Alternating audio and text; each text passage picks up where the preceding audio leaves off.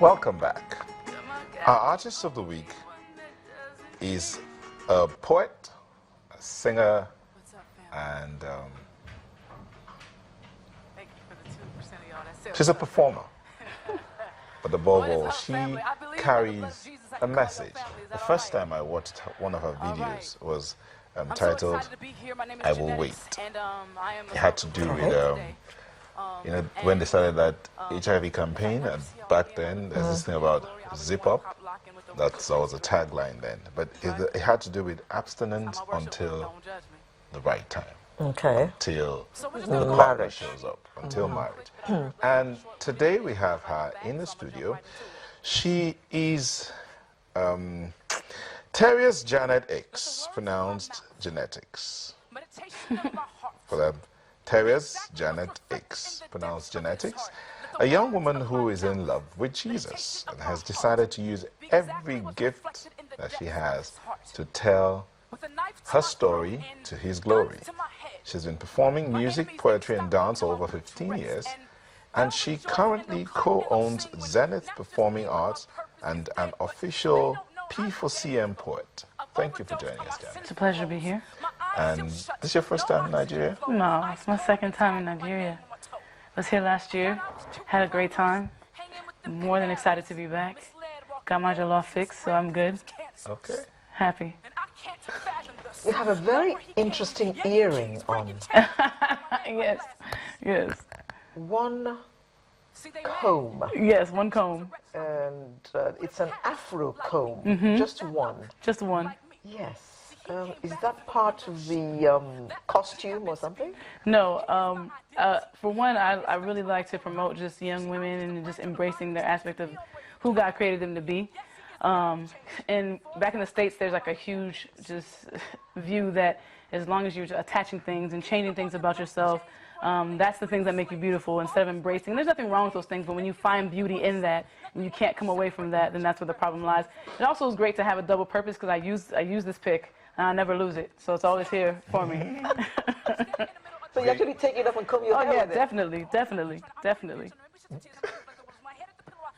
Artists are very strange people. You take off your earring, you comb your hair with it, and you hang it back on your ear. Definitely. Dual purpose. Okay. You do poetry. Yes. You're a performer. You sing, you do poetry, you act. Tell us exactly, what do you do? I think just growing up in a household, which the name genetics really derived from, I just grew up in a family that had a lot of talented musicians, talented singers, dancers, exposed to a lot of different culture growing up very early, and I think that just kind of always inspired me. So whatever gifts and talents that I learned or developed, I knew that I wanted to use those things for God's glory, and I knew that very early. I knew that specifically for me, I wanted to use my gifts to glorify God.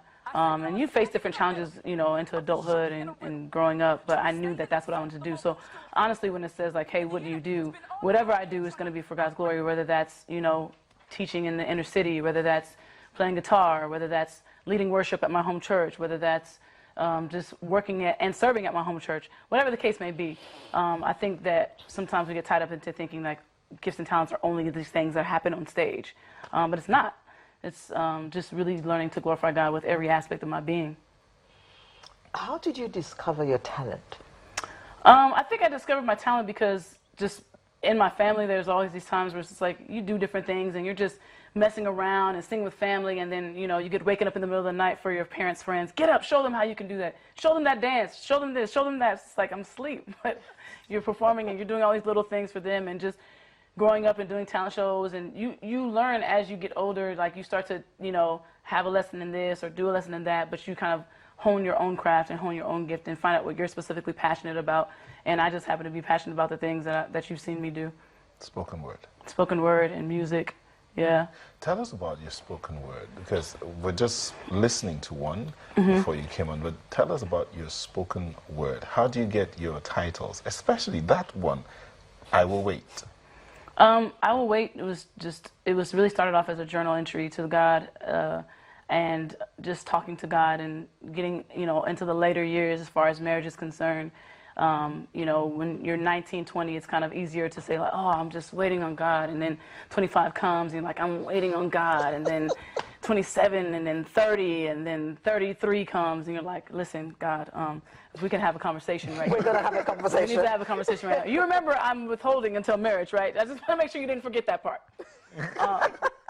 And so, you know, all those things start to happen, and it's just like, you know, I'm writing this entry to God, and just in my journal, I'm like, God, I just, all I need is you, and I don't need anybody else. And the Lord was like, listen, let's just be honest for a moment, you know.